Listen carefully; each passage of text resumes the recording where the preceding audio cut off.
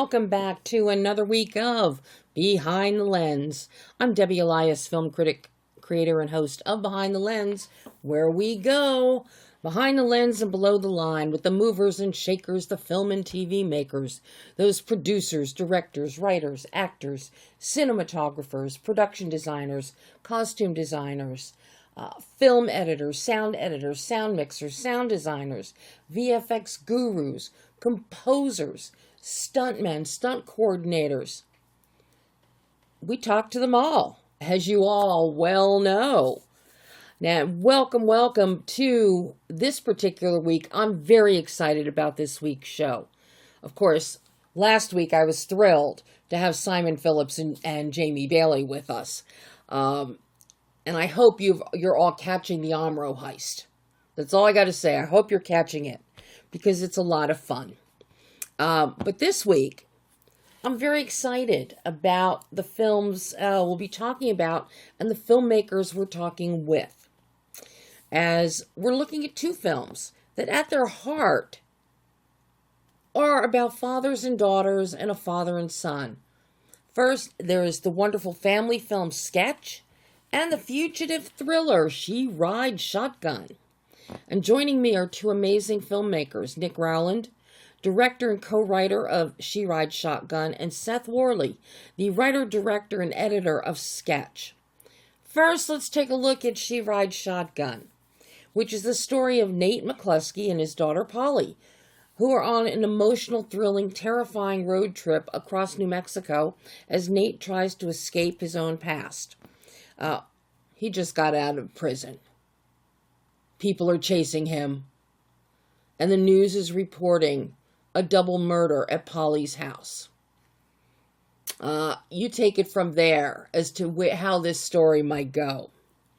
At the very least, Nate wants to protect his 11-year-old daughter from paying for his mistakes. Along the way, they're driving a series of stolen cars, going from seedy motel to seedy motel. They take shocking risks. They survive threats. And we watch them truly become father and daughter. Polly doesn't even remember her father. She was just a baby when he went to jail. So one of the beautiful things about this film is that as we are watching the father and daughter connect and develop a true father-daughter relationship, we are there almost in real time watching it happen as it's happening on screen. It's really wonderful. And what is standout here is the strength of the character of Polly, as she musters courage and insight well beyond her years. And Nate displays vulnerability and a fortitude he didn't know he had. It's a wonderful emotional journey for both of these characters. She Rides Shotgun is based on the 2017 Edgar Award-winning novel of the same name by Jordan Harper. The film, it's really an intimate two-hander between Polly and Nate, but it's also a fast-paced fugitive thriller, but turns into something that's heartrending and pulse-pounding with a tonal and moral integrity that just binds these two together as they navigate the complexity of the situation. Directed by Nick Rowland and co-written by author Jordan Harper along with Ben Collins and Luke Piotrowski, She Rides Shotgun stars. I'm talking award-worthy performance here, people. Anna Sophia Hager as Polly, Taron Egerton as Polly's father Nick, along with Rob Young, David Lyons, Odessa Azion, and an out-of-the-box amazing performance by John Carroll Lynch in a role unlike anything you've seen him in before. How often is John Carroll Lynch, one of the nicest guys on the planet, I must tell you, how often is he villainous and evil, pure evil? Well, that's what you're going to see in She Rides Shotgun. One of the things that impresses me most about this film is that it stays firmly rooted in Polly's perspective. From story to dialogue to eyeline, we see this story unfold through her eyes. Now, as you'll hear Nick talk about in this exclusive interview, the real highlight of the film is the emotional depth that young Anna Sophia Hager brings to her performance as Polly. And again, you will be amazed watching her. Taron Egerton is wow. He is commanding and vulnerable and fearful as Nate. But you put him together with Anna, and their father-daughter dynamic as Nate and Polly is off the charts. Similarly, you're going to hear Nick rave about John Carroll Lynch and his off-camera gentle demeanor with Anna, which was crucial in order to have some very intense and violent on-screen scenes take place. There has to be that great comfort level, especially when you have a child involved. So the fact that John is such a teddy bear, I love hearing Nick talk about how important that was for this film. Now, despite limited time and resources, we're talking low budget, no budget, micro budget films, Nick emphasized the authenticity and flexibility in directing and the latitude that he had to bring this together with his vision. The film's visual style, influenced by the beautiful New Mexico landscapes, is beautifully lensed by cinematographer Wyatt Garfield. And the icing on the cake is composer Benjamin John Powers' score, which balances tenderness and brutality, enhancing the emotional narrative. Musically, it is not what you expect. But there's a lot in this film that you don't expect, so it's perfectly suited to it. So, here's Nick Rowland. Take a listen. Hi, Nick. Hi, how's it going? It's going great. How's it going for you today? It's wonderful. Very, very excited to have the film coming out, and enjoying sharing it and getting it out there. You should be excited about it.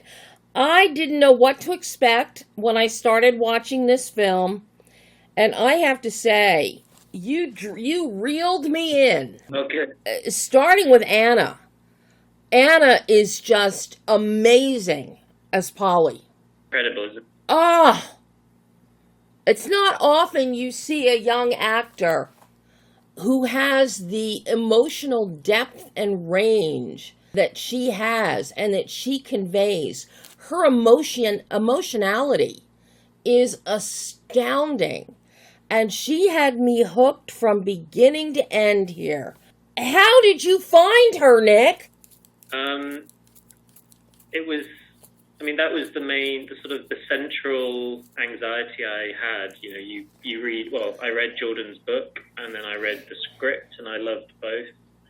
And I was very moved by it, and you'd be surprised at how rare that is to really emotionally be moved by a script. Mm-hmm. I'm dyslexic, so if I read a script in one sitting, that's always a sort of sign that I probably am very excited by it. But then quickly, once you find out that you're making the film, it's like, okay, how on earth are we going to find Polly? Because as you say, what was required of Anna was a huge amount of emotional range, but also emotional bravery and resilience, and it's also really difficult to do all of that in 25 days, which is the time we had to make the film. We didn't have any pickups or no sort of additional photography available to us, so we had to sort of get everything in a very small amount of time. And especially with Anna's age, she was 10 years old when we were filming, so we couldn't really even do full days with her. So it was a huge amount of pressure for her.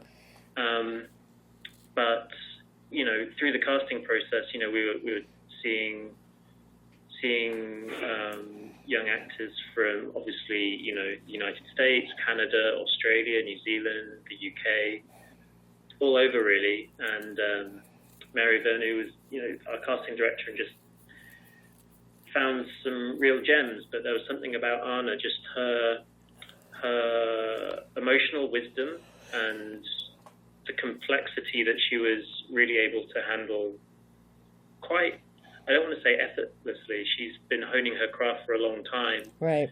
But there was a real fearlessness and a real bravery and a real confidence to the way she works. And honestly, I could work with Anna in exactly the same way as I could work with Taron or any other, sort of older actor. And I've done a couple of other films with, that's really required like quite a lot of complexity from a young actor, and Anna, normally I've had to sort of change the way I direct a little bit. And I remember on my first film, Calm with Horses, I worked a little bit with Lenny Abrahamson, who had just done Room with Jacob Tremblay, maybe a few months before. So he was sort of, guiding me towards what worked for him and all that kind of stuff. But honestly, when it came to Anna, I found that I was working with her in a very similar way to Taron or anyone else. Yeah, she is just absolutely astounding. And I look at some of those scenes, Nick, and there are veteran actors that could not have pulled off what she does. And to really capture those emotional beats, especially we get into that third act, and oh my God, your heart is in your throat watching her. And of course, you pit her up against, in that third act, John Carroll Lynch, who, number one, the most evil John I've ever seen out of his career, totally unrecognizable, and he scares the bejeebus out of you. What a casting coup! What in the world would make you think of mild-mannered, nice John for the role of Hauser? Well, I mean, I think, partly, as you say, he's very mild-mannered, and I think what was really wonderful, his performance is fantastic, that goes without saying. He's such a legend of our industry and screen history, so it was a real privilege to work with him. But what was really wonderful to see is how gentle he was with Anna, and, considering he was playing our antagonist and our villain, and, there's some quite charged scenes with Anna. He was such a gentle soul with her and made her feel so safe and comfortable. And despite how sort of intense the film is, we actually had a lot of fun working with each other. And Anna, was having, sometimes it was a job to get her to stop giggling and laughing and having such a great time with John. So he was the perfect choice. Wow. But of course, the heart of this film comes down to the dynamic between Polly and Nate. And Taron, here again, when he first appeared on screen, I didn't recognize that it was Taron. But watching the dynamic, the relationship, the dad and daughter relationship develop between Polly and Nate, this is the heart and soul of this film. And Nick, you knocked it out of the park at conveying that. There's always something about, everybody talks about fathers and sons in films, but the bigger thing is the whole father-daughter dynamic. Throughout time, there has always been a very special and unique relationship between fathers and daughters. And watching this one develop from its infancy, really, because Polly was so young when Nate went to prison, she doesn't remember him. She has no real reference point. Absolutely astounding. So I'm curious how you curated this relationship so it feels like it's in real time for us watching. And then a lot of that comes from calling on your amazing editor from Julie Monroe with the pacing of this. Can you talk to me about how you developed that? Because if that had fallen apart, there would be no film. There might be a film, but it would definitely not have the heart that this one has.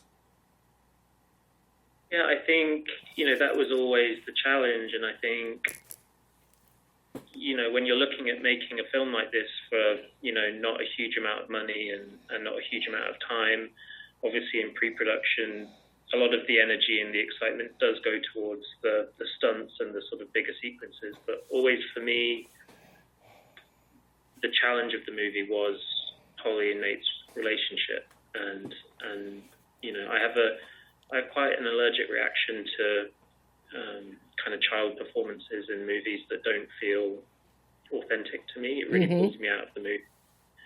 And so that was always going to be the challenge. And I think it was sort of exacerbated by, because of the time and the sort of limited resources, I decided to cut a lot of the early, in the original script, there was more context of the gang that was after Nate. And it was more kind of explicit, the sort of the stakes of what they were up against. And when I needed to sort of, find a way of making, shooting the story in the time that I had, I decided to cut those things and really focus in on Polly's subjective experience of the story. So in that way, we sort of drip-fed information. She overhears things and things like that, but then suddenly you're left with the first 20 minutes of the movie with not really feeling the stakes. So then I decided to really focus on kind of, in a way, establishing Nate as the antagonist to begin with, or at least posing that as a question. Who is he? What are his intentions? Is he good? Is he bad? And for that to be the sort of the engine of the tension in that early part of the movie, which I think works, but then it puts an awful lot of pressure because very soon they have to sort of start to warm to each other and connect and find their love for each other, I guess. And in that sense, I think it wouldn't have worked if it didn't feel organic and true. And I think, all I can say is that there were the phrase that I used all the time on set was that I wanted us to have confident curiosity. And what I mean by that is that we know what we need and we know the story we're trying to tell, but we're open to discovering what that is. So if any time something doesn't feel real or true, we had permission to play and explore, and I always wanted it to feel like the stakes for failing were very low. So there's no right way, there's no wrong way, there's no one looking stupid or foolish, and there was never the right way of doing a scene, and in that, for example, one moment I can think of off the top of my head is just before the haircutting scene. Polly sees that Nate is stressed when he's on the phone, and she offers him a potato chip and encourages him to play this game of guessing what flavor potato chip. And that's, that wasn't something that was in the script, but we're struggling to believe the transition into the next scene, and it's just something we organically discovered through only leaving the scene when it really felt like we believed it, and actually ending the scene with her trying to help emotionally regulate her own father was actually the key to that moment. So I think it's just sort of paying attention to and being alive to the gifts of the moment, and when you don't have much time to shoot, I think my job as a director is to make sure that the actors never feel that pressure of time, that there's always a sense of play and discovery, even when secretly, my first AD's very thinking we should have moved on an hour ago. That's the tightrope that we walk. That is always the tightrope that people walk when shooting, especially with a limited budget or a restrained budget. But you definitely made the right choice with giving us breadcrumbs or drip feeding us information. And the shift really does start to get a clearer picture around the 24-minute mark of the film. After the potato chip scene and Nate sleeping in the motel and Polly, now we hear a clearer version of the newscast. We heard a little bit earlier that there had been a double murder, but now this time we really get to hear it. The sound is clearer on the TV, and Polly sees and hears it. The shift, the emotional shift at that moment, that's when this connective tissue really starts taking shape, and you just lean into it for the rest of the film, and it just works so perfectly. Really well done in that respect, Nick. Thank you so much. Thank you. I'm curious. I love your visual tonal bandwidth here. You never go really heavy or dark with the visual tone. You let the emotional tonal bandwidth provide all the darkness and the situation that we have. That's where your darkness comes, but you kept your visuals light, bright, most of them in the daylight. What was the working with your DP, with Wyatt Garfield?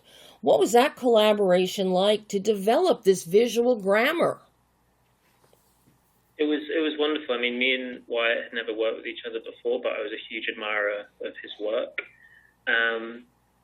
And I don't know, I don't really think too much about, I don't try and impose a style on anything, but I do, I would, if I were to describe myself as a filmmaker, I would say I'm not a particularly intellectual one, but I'm a very emotionally driven one.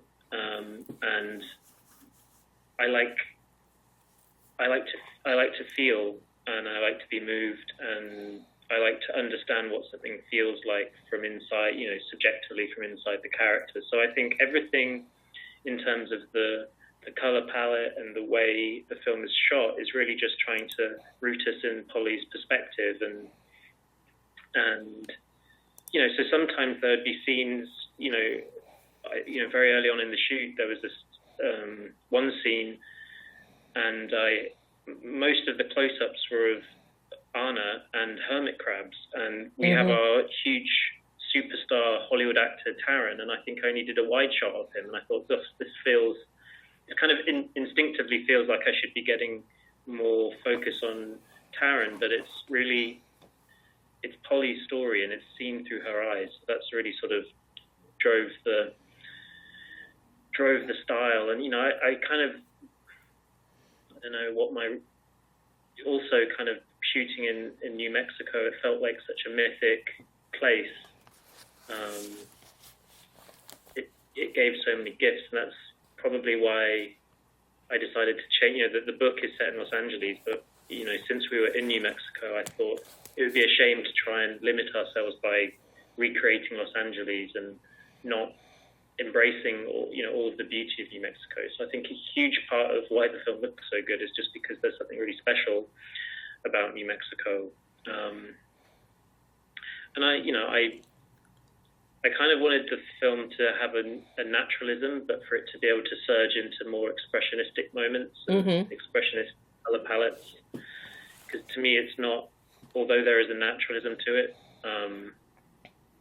it is a bit of a fairy tale. It's a bit of it always seemed like a bit of a Western to me. And I wanted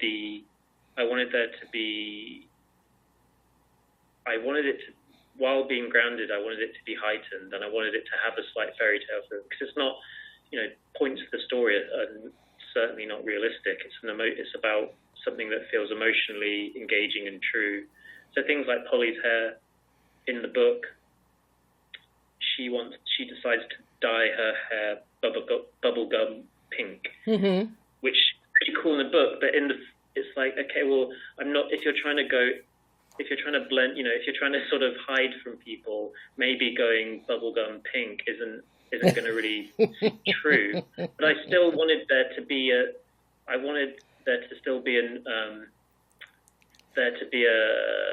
kind of pulpy kind of something that took it out of reality a little bit. So that's when I thought, well, maybe he tries to dye her hair blonde and it goes terribly wrong, and it kind of goes a bit orange and a bit blonde and a bit sort of wacky, and have the hair cut in quite a blunt, sort of awkward way, just so that there was some little visual touches that just kind of took us out of naturalism, if that makes sense. Oh, it makes perfect sense. And I have to say, the hair cutting, hair dyeing scene was hilarious. And the fact that you come in with close-ups of the of the bathroom sink, and he's got a bottle of bleach there. Bleach. Not L'Oreal or something to color the hair, but bleach and baking soda. And every woman out there who colors their hair is going to go, oh my God, what is he doing to this child? Yeah. So, I mean, it's a fantastic scene.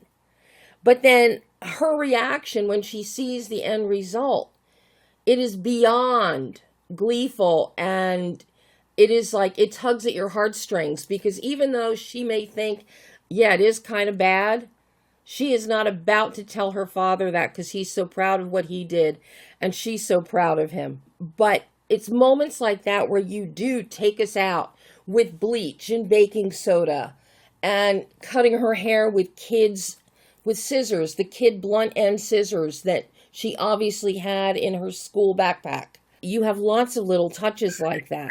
For any fathers out there, I do not recommend it as a way of bonding with your 10-year-old girl. But I think it works. I would highly suggest, you're right, Nick, that is not a good bonding way for a father-daughter or a mother-daughter.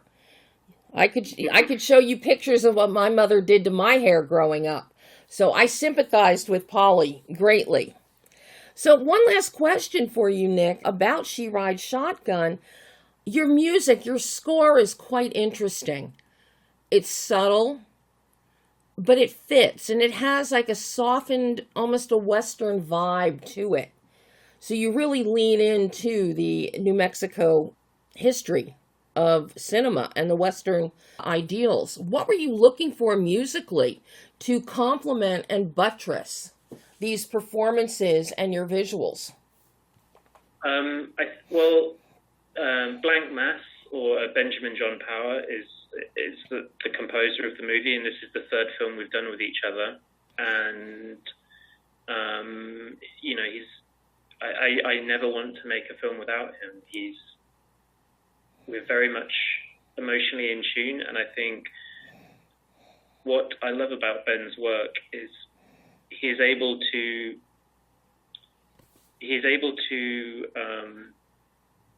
hold tenderness and vulnerability in one hand, and with the other he can take us to quite sort of harsh and brutal, almost kind of horrific places. And he can do that in a palette that feels very connected and whole, rather than feeling like you're being manipulated and pulled from one place to the other. He sort of masterfully is able to kind of dance between the two in a way that feels organic, I guess. And really, in terms of, again, it comes back to all of the choices were always just about trying to root us in Polly's world and what does this feel like. So I guess there is a degree of melancholy to it, but beauty. And I feel, I guess it's sort of an extension of, I would say, my films in general. It's holding tenderness and brutality in the same breath and sort of letting them talk to each other, I guess. That's what I love about this film, and I hope that's what people respond to, is that sort of combination of softness and hardness. Done a beautiful job with this one, Nick. I have to congratulate you. I appreciate it. I want to watch it again because there's so many subtleties in here. But just job so well done. And I can't wait to Thanks, see. watch it in the theater as many times as you want. Just keep buying those tickets, and I'll be so grateful. See, that's just it. That's where I want to see it next. Is I do want to see it in the theater because of the beauty of the cinematography and the location. That's where I really want to see it, is the theater. But I can't wait to see what you bring us next. This is wonderful. Thank you. Yeah, I just want to keep working. Want to stay in America now that I'm here. Oh, Nick, thank you so much for taking time to talk with me about She Rides Shotgun, and I hope we get to do it again in the future. Sure we will. I'll make sure of it. Oh, thank you so much. Thank you, Nick. Have a great rest of your day. Bye-bye. And that was director Nick Rowland discussing the action-packed emotional thriller She Rides Shotgun. And you can see She Rides Shotgun in theaters right now. It just opened on Friday, August 1st. So I highly recommend it. The film does have some flaws. And a couple things that, were I producing or directing, I would have altered. But it works. It's intense. You will be riveted. And you will be mesmerized by Anna Sophia Hager, let me tell you. Now we're going to switch gears to another father-daughter, father-son film. But this one is for the whole family to enjoy. And it's called Sketch. And oh, how I love this film. Making his feature directorial debut with Sketch is Seth Worley, who not only directs the film, but is writer and editor, as well as working on some of the CG compositing within it. Sketch is the story of the Wyatt family, Dad Taylor, daughter Amber, and son Jack, along with Taylor's sister Liz. Grieving the loss of their wife and mother, Amber's having a particularly difficult time coming to terms with her mom being gone. And Taylor and Jack are so worried about Amber that they forget about dealing with their own grief. Focusing her anger and grief into her art, she loves art, which is very dark for an elementary school girl, the school psychologist encourages Amber to continue to draw, to have her own special notebook for her drawings, with the idea being it will channel her grief and help her come to terms with her mother's passing. But what happens when Amber's drawing notebook falls into a strange pond and her drawings come to life with all of the unpredictability, chaos, and destructive mayhem that Amber drew on the page? As these monsters come to life and take over the town, Amber and Jack, together with their friend Bowman Lynch, and yes, you must call him Bowman Lynch, must track down the creatures before they leave permanent damage. In the meantime, Taylor, together with his sister Liz, is racing to find them through the fallout and navigate through a town in crisis to reunite his family and stop the disaster they never meant to unleash. A Sketch is a fabulously fantastic film. Creative, imaginative, vibrant, colorful, filled with heart, and entertaining and fun.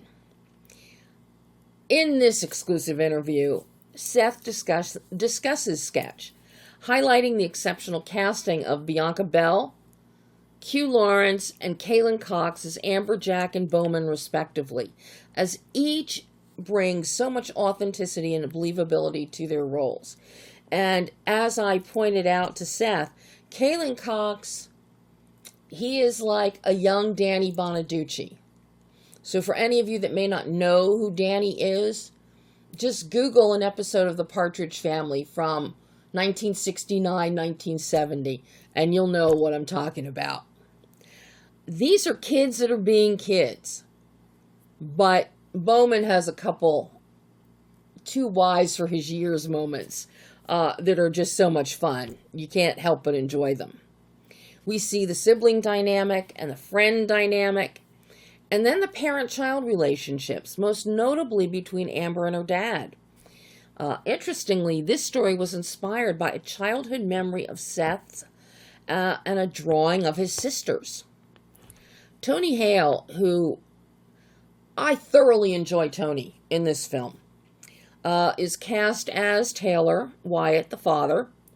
Tony is also a producer on the film, and he and Seth have been working on this film for the past 6 or 7 years. And as Taylor, Tony brings an emotional honesty to the role as a dad looking out for his kids while ignoring his own emotional distress. How many dads always put their kids first and forget about themselves? And that's what you see unfolding here. It is that authenticity and honesty. The monster designs and the visuals are gobsmackingly delightful and meticulously crafted to look just like the drawings in Amber's notebook. Color is king in this wonderful world, as the vibrant colors, together with the film's visual grammar, courtesy of cinematographer Megan Stacy, were carefully designed to enhance the storytelling. You'll hear Seth go into great detail on the visuals and the visual grammar, as well as bringing the monsters to life with textures that are like those in the drawings: crayon, Sharpie markers, chalk, colored pencils. This is one of the standout subtleties of the film that I really appreciate and love as they unfold. The result is just stunning. And serving as editor, in addition to director and writer, when it came to editing, Seth calls it a smooth process, thanks to a well-honed script that he and Tony Hale had been working on. And you're going to hear Seth go into detail on the visuals and the visual grammar. The visual grammar is it's wonderfully executed and designed for sketch in terms of using ECUs, using two shots. And you're going to hear us get into great detail on those topics in this interview. And you're also going to hear Seth talk about the emotional truth and honesty within sketch, the production challenges and considerations when working with children, and how that can affect your day when you're shooting. Plus his own lessons that he learned with this debut feature, and the importance of preparation and collaboration, and so much more.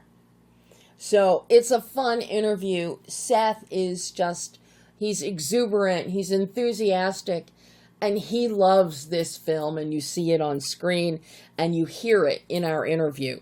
So take a listen as writer, director, editor Seth Worley talks about the vibrant, heartwarming, fun, and entertaining sketch. Hey, Seth. Hi, Debbie. How are you? I'm very excited to talk with you this morning. I am in love with sketch. This is... Oh, well, thank you so much. So creative. It is so vibrant and colorful and has a really heartwarming story. Thank you so much. I didn't know what to expect with it, and you blew me away. I was enchanted from beginning to end, and you've got incredible casting. These kids, Bianca, Q, Kaylin, my God, you knocked it out of the park with your casting. And we got very, very, very lucky with them. I remember asking my casting director, it was a friend of mine, Jessica Sherman. I called her in the summer of 2022, and I was like, hey, I need 3 kids. I need them to be incredible, and I need them in like 2 weeks. And she brought us Bianca and Q and Callan, and they were just these talent-fueled machines built in a lab somewhere that were incredibly professional, incredibly talented, but also incredibly hard workers and kind, and their parents were cool. And like my wife and I were just talking after we just did a bunch of press together with them this past week and at the premiere, and it was like, God, we got lucky that literally everyone in this movie we liked being with and hanging out with, and those kids are absolutely included in this. Kaylin blew me away. He reminded me of like a young Danny Bonaducci. That's a great comp. I completely support that. He is, Callan is so funny. He loves the spotlight, and he uses it to his greatest advantage. When we premiered the film at the Toronto International Film Festival, we did a Q&A after, and Callan basically did like a set of stand-up for everybody. He was just like, he owned the room. Well, yeah, he's so funny. And when he's on screen, he owns the screen. But watching the dynamic between the characters of Amber, Jack, and Bowman is just wonderful to see. The relationships are so authentic. We've got the sibling relationship of Amber and Jack.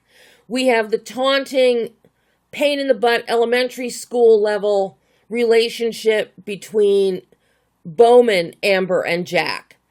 And to watch that flourish and develop is just beyond delightfully charming.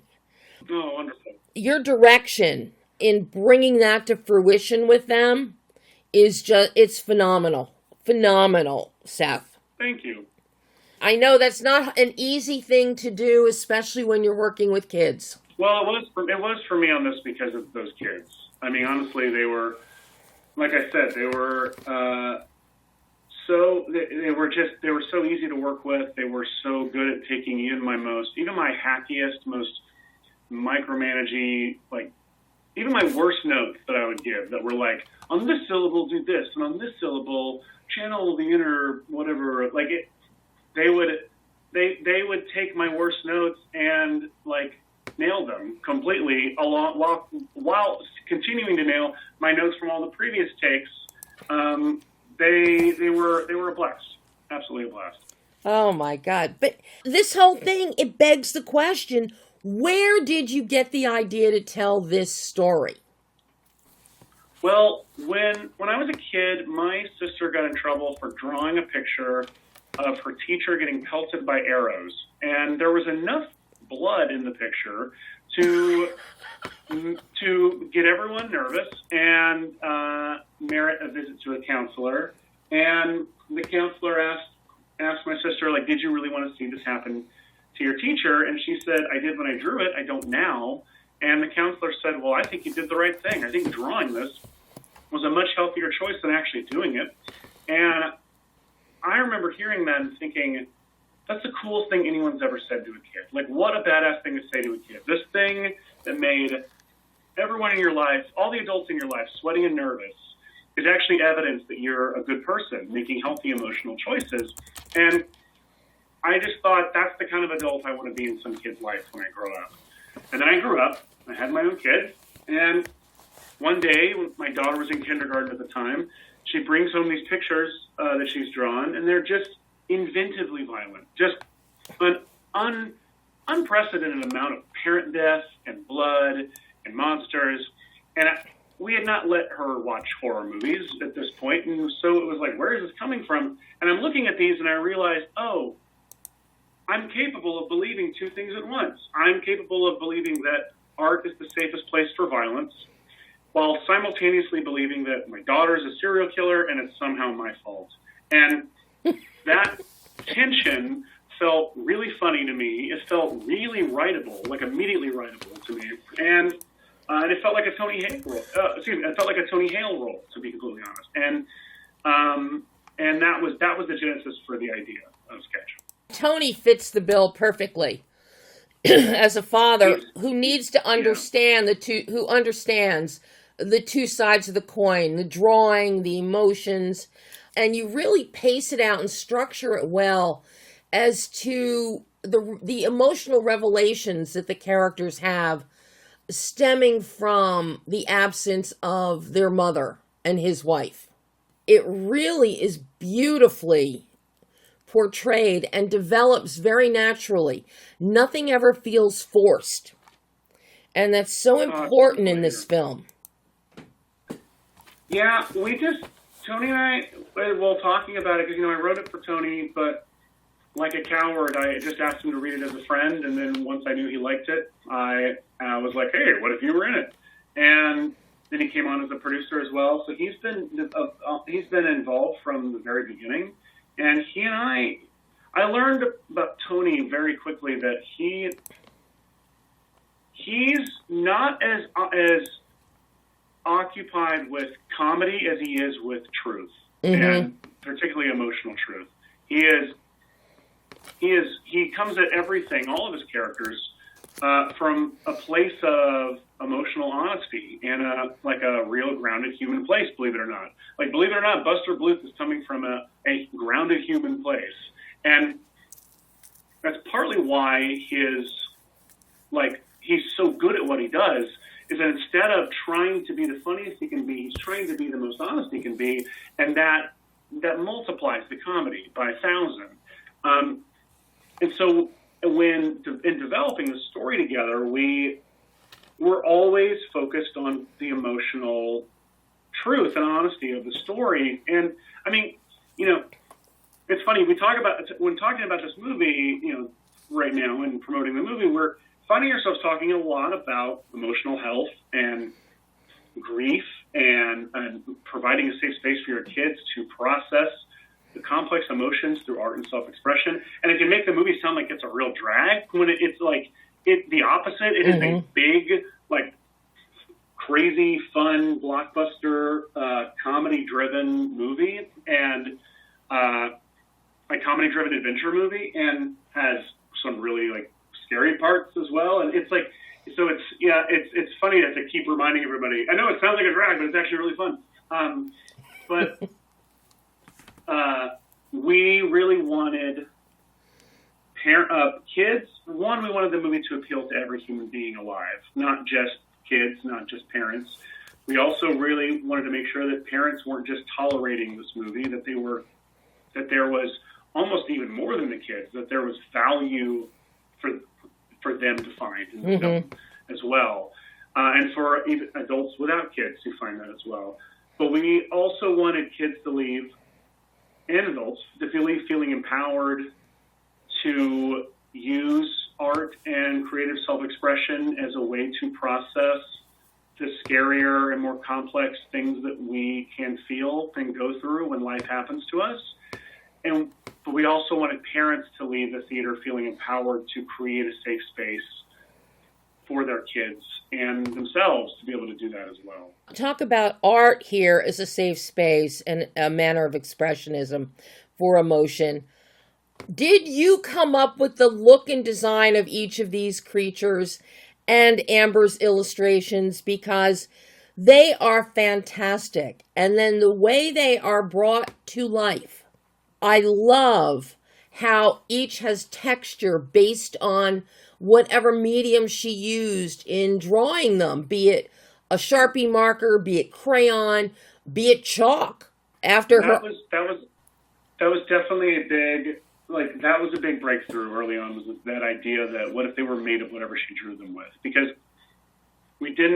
I didn't want them to be flesh and blood, direct literal interpretations or not literal, but the kind of expected interpretations where they would come out with slimy, gooey skin and blood and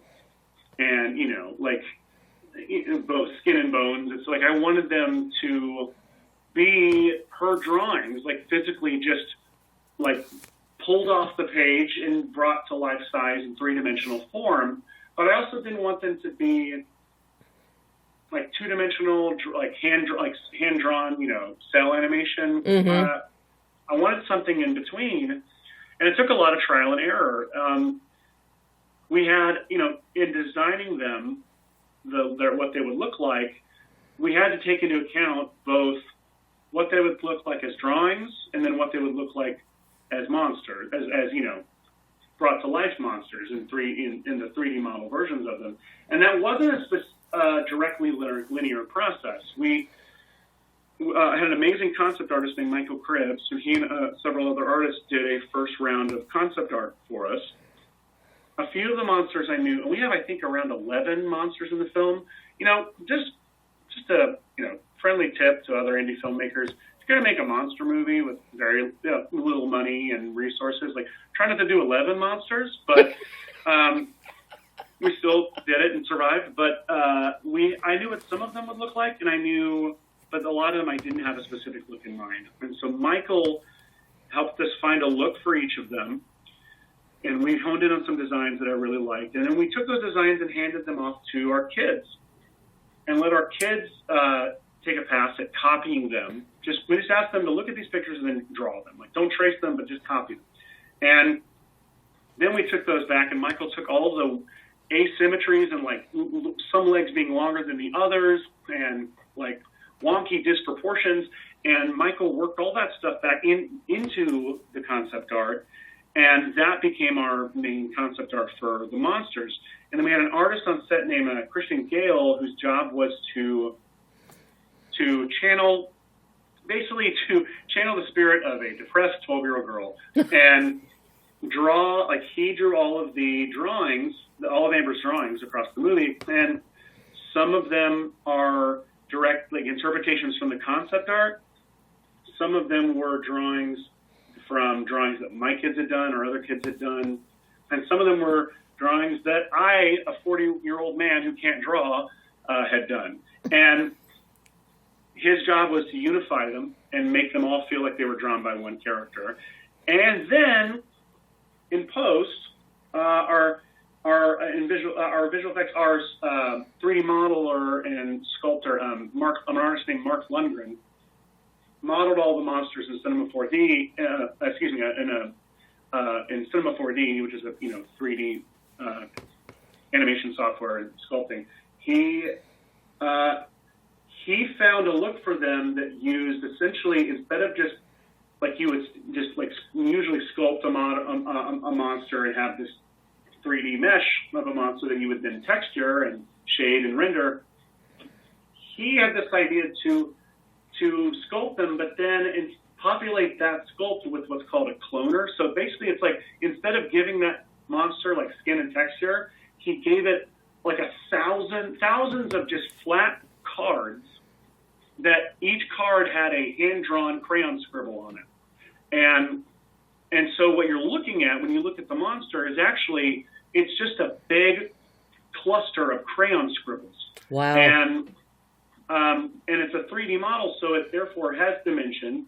It has texture. It can be shaded and lit, but it feels, and it still feels tactile and real, but it also has that scribbled crayon look to it that makes it feel like it's in this uncanny valley, but in a good way. And then a big part of that kind of sealed the deal on. Well, also when he did that,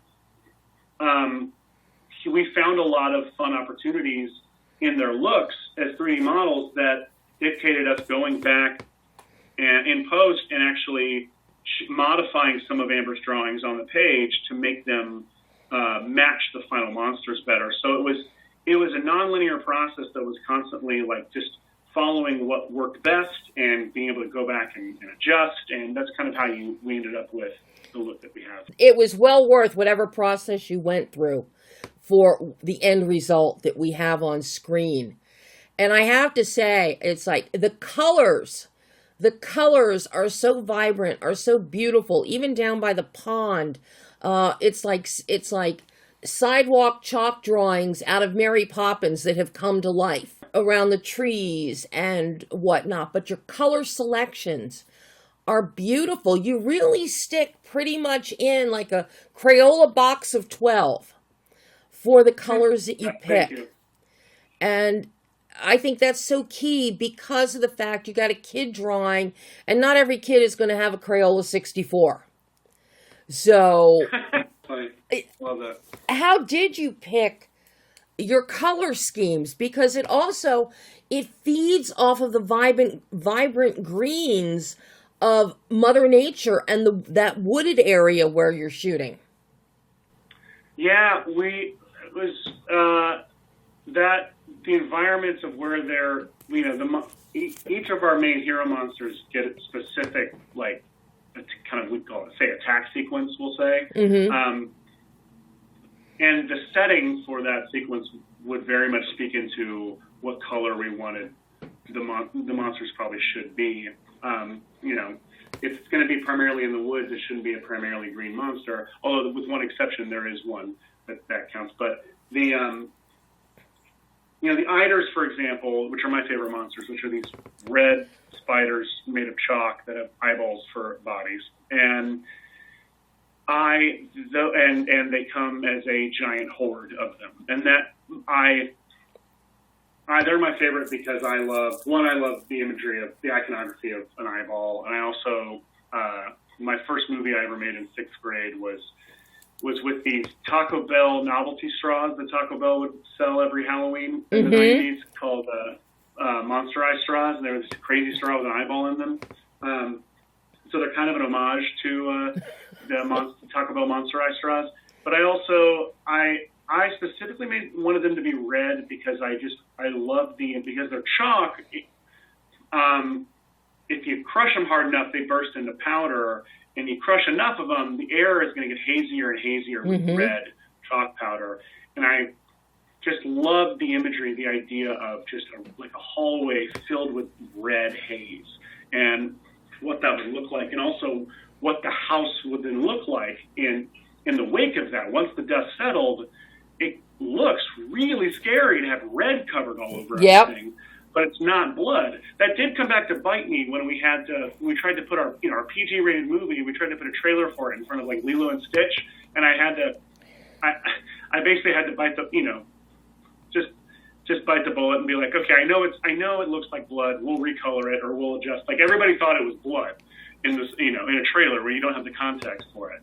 But it created such a stark, like harsh look with it being red. And then I also, one of the first monsters we see in the movie is this big blue one named Dave, and we wanted that one to look as goofy as we possibly could. Like, we just wanted to see if we could make a monster that felt threatening and absolutely goofy at the same time, and making him blue was a big part of that. I'd be like, how do we make him feel like he should be friendly? Let's make him the color of Cookie Monster, Your color selections are absolutely fantastic. Now, you also edited this film. So you're writing, you're directing, you're editing, you're juggling all the hats as you're going through this process. How challenging was the edit on this one? Because you've got the VFX coming in with the monsters. So, of course, that you're going to do a cut and paste and coming back in with your editing later. So how challenging was the edit to keep the pace of the film going while not hindering you too much in the editing process? It's a great question. Honestly, Tony and I spent like 6 to 7 years trying to get this movie made before we finally got to shoot it. And as a result of that, we had a lot of time to hone the script and whittle it down to its absolute key components. And so we shot a tight script, and with the exception of one scene, which was just like one tiny little scene, we shot everything that was written, and everything that we shot is in the movie. Wow. So it was already a well-oiled, like efficient story by that point. So it made editing really painless, to be completely honest. Painless within the context of your standard pains that come from watching an assembly, your first assembly and wanting to die. But like if you go into your movie knowing that your first assembly is going to make you want to quit life, then you aren't as crushed by it, and you trust the process. I once back when Twitter was a fun place to be, I remember I asked several of my favorite filmmakers that were on there, their experience with first assemblies, if they'd ever watched one they liked. And so many of my heroes responded saying, no one likes first assemblies. And Phil Lord and Chris Miller specifically were like, we actually don't watch a first assembly all the way through. We always only watch it reel by reel. We'll watch a reel a day and give notes on them. And then on the second, once those notes have been addressed, then we'll watch the long play in full.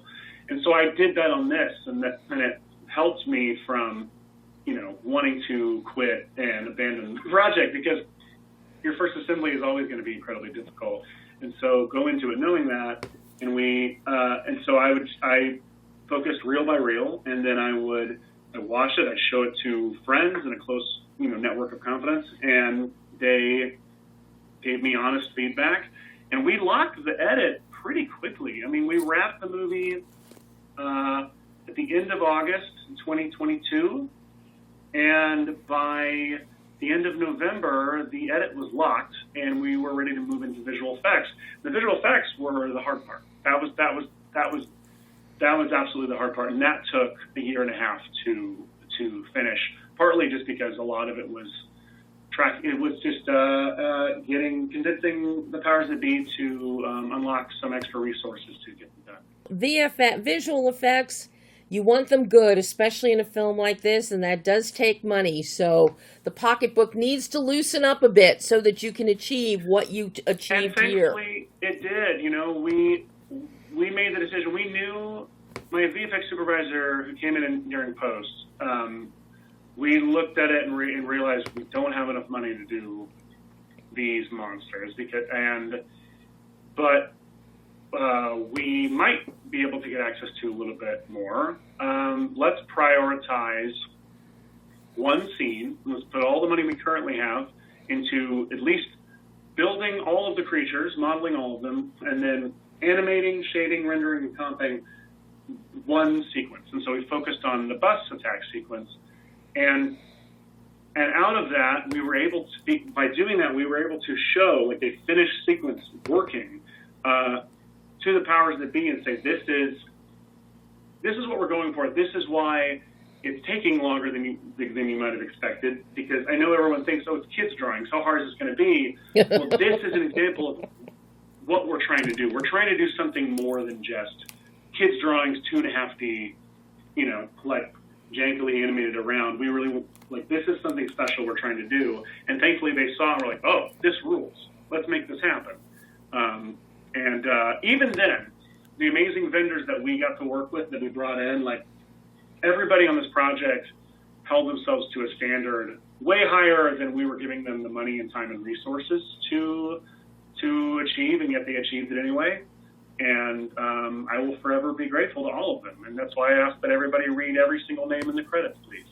And that is exactly why I watch every film to the bitter end until the curtain goes up. Is because of everybody who works so hard on films. They deserve to have us in the audience sit in our seats to see their name roll by. Amen. That is just, it's always been a particular bug of mine, even with press who get up and walk out of a press screening before the credits roll. It just aggravates me to no end. I will be honest, Seth. Yeah. I'm curious, how, from a directorial standpoint, because you're working with kids, you're limited in the number of hours you have them per day. And when you get to a sequence like your school bus, the school bus accident, that's an action-heavy sequence for kids. And, how did having them working with kids so exclusively in much of this film, how did that impact your shooting days? A lot, of course, but it wasn't. The trick is showing up to set ready to, like, expecting that, and to showing up to set prepared in a way to where it won't be a surprise that you're running out of time with the kid. Meg Stacy, our DP, she and I would spend every weekend in my office drawing out every scene on the whiteboard, acting every scene out, staying in close touch with our first AD, Tyler Wilson, and showing up to set with a plan where we were making creative decisions, keeping in mind the availability of our actors, and in making blocking decisions and shot decisions, knowing how, like, being very intentional about how many kids are in each shot and how much coverage we need of each sequence, and just showing up. And even then, we still had to problem solve on the day and pivot. But that part of it is the stuff that, like, is fun. It's not. I mean, it's not always fun, but that's the part that I feel like I was put on this earth to do. It's the part that just comes to me, like, naturally, of, like, oh, we're screwed. We have this kid rapping in 30 seconds. What all do we need to get? And I love figuring out in that moment what's the very bare minimum we need to get with this kid before he's gone, and then how can we shoot out the rest of the sequence with their stunt performer, for example? Mm-hmm. How can we hide their face in the scene, et cetera? And so it's just preparation and collaboration is the only answer I could possibly give, honestly, to that question. And I do have to say, working with Megan Stacy as your DP, the visual grammar that the two of you came up with, it's just wonderfully executed and designed. particularly when it comes to the use of ECUs. You really limit your use of extreme close-ups to drawings in Amber's notebook, the plate that gets broken. You really just, that's about the only time you use them. And the rest of the time, you're sticking pretty much with 2 shots so that we have multiple kids in the scene. We've got Amber and Jack together, Amber, Jack, and Bowman together. And I really love that design, that visual grammar design for this film. It works so well. Oh, thank you so much. Meg is amazing. Working with Meg was one of the most satisfying collaborative experiences of my life. She's incredible at what she does. She's an incredibly hard worker. She's incredibly smart, and she also had just loved this movie. It was like she read the script and called me and was like, whether I work on this or whether I get this job or not, like whether you hire me or not, I just want you to know I love this movie. And we developed such a wonderful shorthand across this movie, and being able to, and I love that. Thank you for calling out those specific creative decisions, because we were very intentional about keeping the eye line at the kids' level, keeping the camera even possibly below the kids' level at times, reserving close-ups for when they really, really mattered, but also, like you said, it's a movie about relationships. It's a movie about siblings. It's a movie about family. We wanted to make sure that those relationships were visually represented in the frame at all times, whenever we could. And also make sure that we never felt like we were shooting a scene with coverage to make our day. Even when we were trying to make sure that every shot felt designed, and every shot felt like we had a ton of time to get it. And you definitely succeeded there. I've got one last question for you, Seth. I've got to know, this is your first feature directorial. So what did you learn about yourself as a filmmaker with this long-form format that you can now take forward into future productions and projects? That I can do it, honestly. I always believed that this was what I wanted to do, and I'm making shorts and commercials for so long, and commercials came pretty natural. I mean, shorts always came naturally. Commercials took me a while to feel comfortable at. But walking on a set day one of Sketch, it fit like a glove. It was just like, it came more naturally to me than anything, and that was the most encouraging part of all of it, was that, like, even when times were stressful, it felt like, this is exactly what I'm on this earth to do. And that was the most encouraging thing to feel.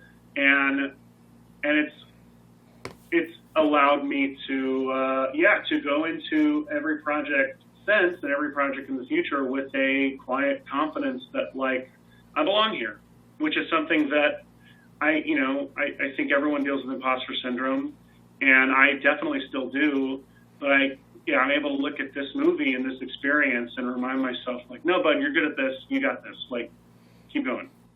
Well, you definitely do got it. I got to tell you, Seth, and I can't wait to see what you come up with next out of this very creative and imaginative mind of yours. Fantastic job. I love this film, and I want to see more from you. Oh, thank you so much, Debbie. Thank you. And you go have a great rest of your day, Seth. You too. All right. Bye-bye. And that was Seth Worley talking about Sketch. And you can see Sketch in theaters, only in theaters, this Friday, August 6th. Do not miss this film. It is a great family film. Not for tiny little tots, though. Just because of the monsters that come to life, even though some of them look really cute, there are some darker elements to them, even though they're not dark when you look at them. But tiny tots, no. But I would say from first grade on up, I think you'll all love it. It is And it's a great film because everybody's going back to school, some starting in August, some starting in September. So this is a great end of summer film for the family and for the kids. So that is all the time we have today. Check out She Rides Shotgun. That you can see now. Check out Sketch on Friday when it hits theaters. And then join me again next week when you're going to hear from director Chuck Russell. I love Chuck Russell, people. He's the man behind Eraser with Schwarzenegger, Paradise City, Dreamscape, Scorpion King, The Mask, just Nightmare on Elm Street 3. And now his new film, Witchboard. He is rebooting the 1980s Witchboard franchise. But this is a Witchboard like you haven't seen. So I can't wait for next week when you get to hear Chuck Russell talk about this film. But until then, I'm Debbie Elias. This is Behind the Lens.